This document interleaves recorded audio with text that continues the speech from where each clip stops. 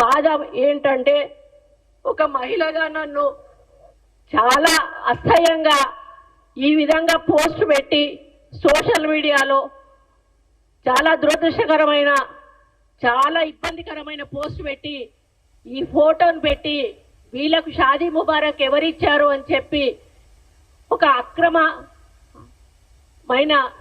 మాటగా దాన్ని చిత్రీకరించి చాలా అవమానపరచడం నాకు చాలా బాధను కలిగిస్తూ ఉంది. నిన్నటి నుంచి కూడా నేను అన్నం తినలేదు, నిద్రపోలేదు. ఒక మహిళగా ఈరోజు వాళ్ళ ఇంట్లో తల్లులు ఉన్నారు, చెల్లెళ్ళు ఉన్నారు, బిడ్డలు ఉన్నారు. టీఆర్ఎస్ వాళ్ళందరూ కూడా ఈరోజు కొంత గ్యాంగ్ను ఏర్పాటు చేసుకొని ఈరోజు వాళ్ళ అధికారం పోయిన పిచ్చిలో ఏం చేస్తున్నారో అర్థం కాకుండా అన్నకి రాఖీ కడుతుంది చెల్లె.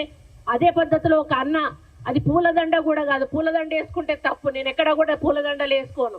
శాలువాలు కప్పితే తప్పు కాదు, నూలు దండ వేస్తే అసలు కూడా తప్పు కాదు. దాన్ని ఈ విధంగా చిత్రీకరించి మానసికంగా నిన్నటి నుంచి నేను ఆవేదనతో ఉన్నాను. ఆ ఆవేదనను అర్థం చేసుకున్నమ్మా పద్మశాలి కుటుంబ సభ్యులందరూ కూడా వచ్చి ఇక్కడ ప్రెస్ మీట్ పెట్టి సోషల్ మీడియా మీద దౌర్జన్యం చేస్తా ఉన్నారు.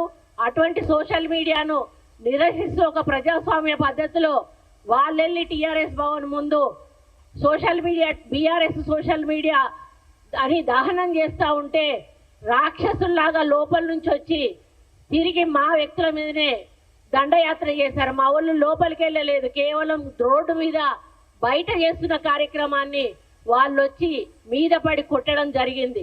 అంటే ఎంత దార్శికం చేస్తా ఉన్నారో ఈరోజు అర్థమవుతా ఉంది. దీని వెనకాల ఎటువంటి వ్యక్తులు ఉన్నారో మీ అందరికీ కూడా తెలుసు.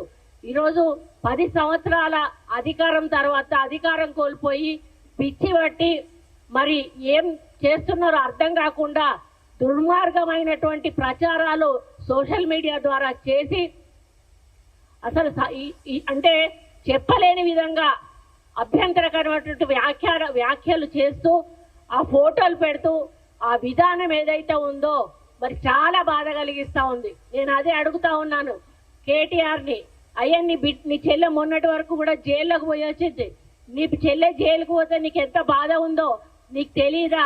నేను ఆడదాన్ని, మరి నా మీద ఈ విధంగా అసభ్య ప్రచారం చేస్తే మరి ఏ విధంగా బాధపడతానో నీకు అర్థం కాలేదా? మరి ఈరోజు సోషల్ మీడియాని డబ్బులు ఇచ్చి పెంచి పోషించి వాళ్ళని ఇష్టం ఉన్నట్టుగా రాయండ్రా అని చెప్పి సమాజం మీద వదిలిపెట్టి ఇష్టానుసారంగా రాతలు రాయిస్తూ ఈరోజు ఒక గౌరవప్రదమైనటువంటి మంత్రి అయిన నన్ను కూడా ఈరోజు అసభ్య పదజాలంతో సోషల్ మీడియాలో ట్రోల్ చేయడం అనేది, ట్వీట్ చేయడం అనేది నేను జీర్ణించుకోలేకపోతూ